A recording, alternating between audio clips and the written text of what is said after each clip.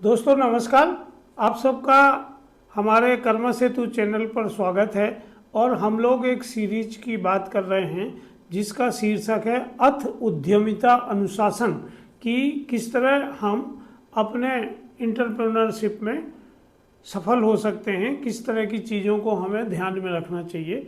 तो आज हम लोग बात करेंगे आपसी समव्यवहार किस तरह से होना चाहिए। देखिए, हम जब भी कोई काम करते हैं तो हम दूसरे लोगों से संवाद करते हैं, इंटरेक्शन निरंतर बढ़ता रहता है। तो ये किस तरह से होना चाहिए। जैसे हम सब जानते हैं कि पहले संवाद के बहुत सीमित संसाधन उपलब्ध थे, पर जब से इंटरनेट है, मोबाइल फ़ोन है और सोशल मीडिया का युग है और ख़ास तौर से इंस्टेंट मैसेजिंग का ज़माना है, तो अब हमें इतनी जल्दी से चीज़ें उपलब्ध होती हैं कि हम तत्काल क्रिया या प्रतिक्रिया के लिए लोगों से संवाद शुरू करते हैं। और इससे कई बार सफलता भी मिलती है, कई बार धैर्य की कमी होने से हम बहुत सारी ऐसी बातें भी कह जाते हैं जिससे हम बाद में दुखी होते हैं, पछताते हैं। तो हमें इस विषय पर समझने की ज़रूरत है। तो हम लोग सबसे पहले बात करते हैं डिजिटल युग का प्रभाव।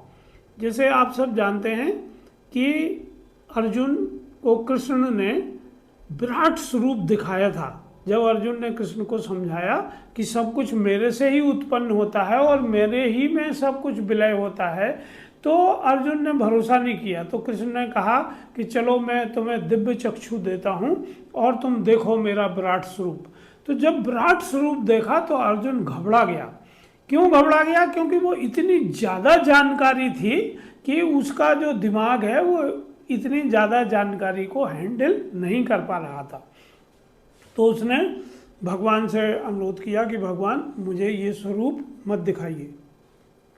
हम लोग आज सोशल मीडिया के ज़माने में हैं और इंटरनेट की वजह से जानकारियों का जो प्रवाह है वो हमारे दिमाग में लगातार हो रहा है और हमारा दिमाग इतनी सारी जानकारियों को एक साथ प्रोसेस नहीं कर पाता है। तो इससे हमें बहुत सारे स्ट्रेस होते हैं। जब हम सोशल मीडिया पे होते हैं तो हम बहुत सारी चीज़ें खुद क्रिएट करते हैं, बहुत सारी चीज़ें हम कट करके पेस्ट करते हैं और फॉरवर्ड करते हैं, रील बनाते हैं, हम लोगों को लाइक और डिसलाइक करते हैं। इससे बहुत सारी गलतफहमियां भी पैदा होती हैं और ये सब चीज़ें आपको एडिक्टेड बनाती हैं।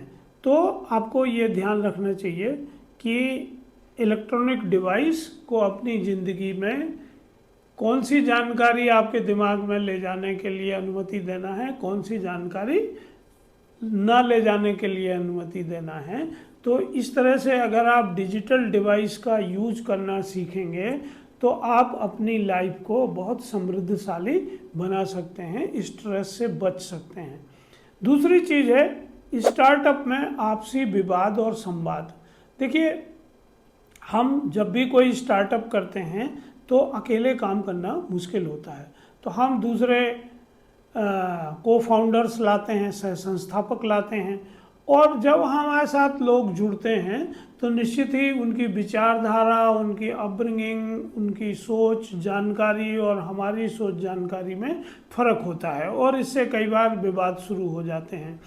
ख़ास तौर से जब स्टार्टअप सफल नहीं होता है और कोई आर्थिक नुकसान होता है तो विवाद होते हैं, या जब बहुत सफल होता है और हम बहुत पैसा जनरेट कर लेते हैं तो पद को लेके, पदनाम को लेके, शेयर होल्डिंग्स को लेके, पावर को लेके, पर्स को लेके बहुत सारी समस्याएं उत्पन्न हो जाती हैं।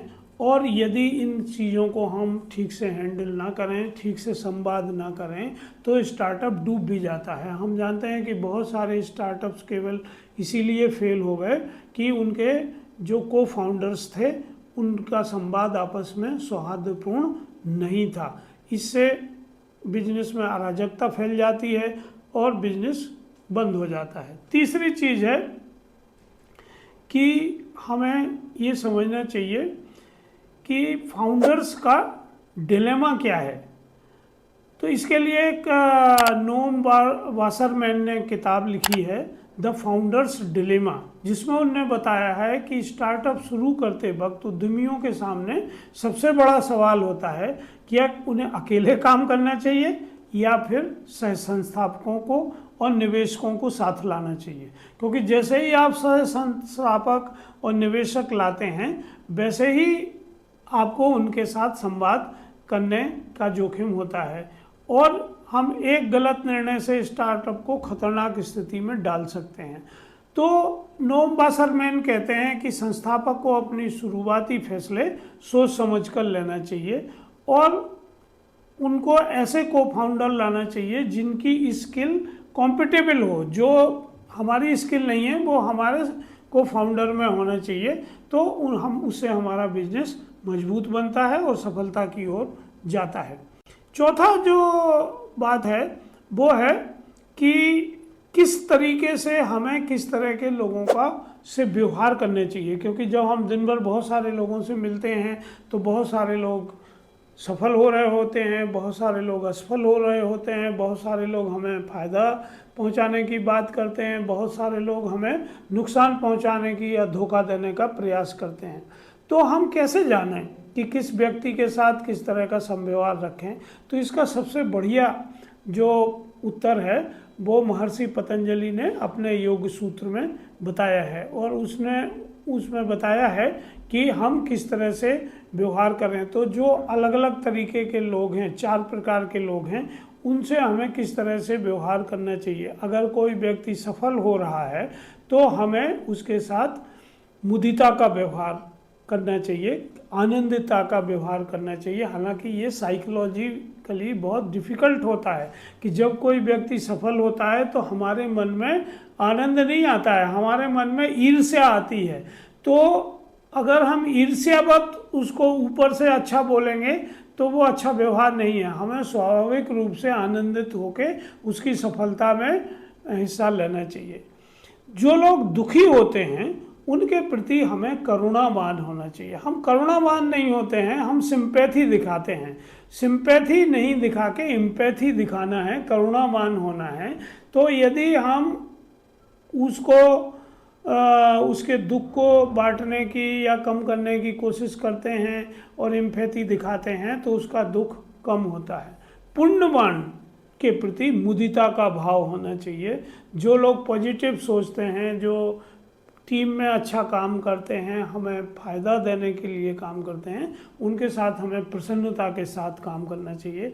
और जो पापी हैं, जो हमें धोखा देना चाहते हैं, जो हमारा पैसा हड़प लेना चाहते हैं, जो आपको नुकसान पहुंचाना चाहते हैं, आपको असफल बनाना चाहते हैं, ऐसे लोगों को उपेक्षा के भाव से देखना चाहिए।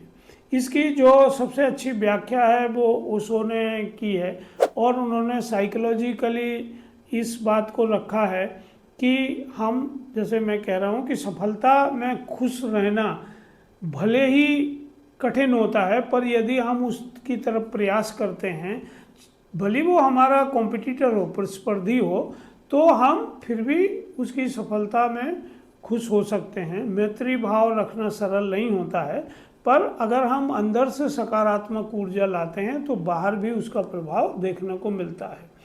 करुणा का, जैसे मैंने आपसे कहा कि केवल सहानुभूति जताना नहीं है, बल्कि हमें सचमुच में दूसरे की मदद करना चाहिए। तो ये कुछ चीज़ें हैं जो हमें मदद करती हैं। जब पतंजलि मुदिता की भाव की बात करते हैं और ओशो इसकी व्याख्या करते हैं तो वो ये कहते हैं कि अगर कोई खुश हो रहा है, कोई सफल हो रहा है, कोई हमारी टीम में ऐसा व्यक्ति है, तो हमें उसका श्रेय उसको देना चाहिए, सफलता का श्रेय उसको देना चाहिए, उसके साथ मुदित होना चाहिए, ना कि उनकी छोटी छोटी गलतियां या उनकी आलोचना हमेशा करते रहना चाहिए। यह हालांकि ये, जैसे मैं आपसे बार बार कह रहा हूँ कि ये स्वाभाविक नहीं हो पाता है, पर इसका अभ्यास करके हम इस आदत को अपने अंदर ला सकते हैं। और अंत में जो पापात्मा हैं उनसे हमें उपेक्षा का भाव रखना चाहिए। उपेक्षा मतलब ना आप उनकी आलोचना कर रहे हैं, ना उनसे आप जुड़ रहे हैं, ना उनको दूर कर रहे हैं। आप जस्ट उपेक्षा अगर रखते हैं तो वो आपको नुकसान नहीं पहुंचा पाते हैं, आपके अंदर नकारात्मक ऊर्जा नहीं आ पाती है। और यदि आपका स्टार्टअप बुरे समय में भी गुजर रहा हो तो भी आप उसे बाहर निकल सकते हैं। तो दोस्तों, चूँकि आज हम डिजिटल युग में हैं और ये जो साइकोलॉजी के बेसिक सिद्धांत हैं ये पूर्व काल में भी उतने ही महत्वपूर्ण थे और आज आधुनिक काल में भी उतने ही महत्वपूर्ण हैं। तो ये जो संवाद और संव्यवहार करने की कला है ये सफलता के लिए बहुत आवश्यक है और इस दिशा में काम करने के लिए हमें निरंतर अभ्यास करने की ज़रूरत होती है, सचेत रह के अभ्यास करने की ज़रूरत होती है, तो हम इस तरह की आदत अपने अंदर बना सकते हैं। तो दोस्तों, अगर ये वीडियो की जानकारी आपको पसंद आई है तो आप लाइक करें, शेयर करें, चैनल को सब्सक्राइब करें, इसको आप अपने दोस्तों तक भेजें ताकि वो भी इस तरह की प्रेरणादायक वीडियो देख सकें और हमसे जुड़ सकें। अपने कमेंट आप कमेंट बॉक्स में दें ताकि हम लोग इस संवाद को और आगे बढ़ा सकें। तो दोस्तों, चलते मिलते हैं अगले वीडियो में। नमस्कार, धन्यवाद।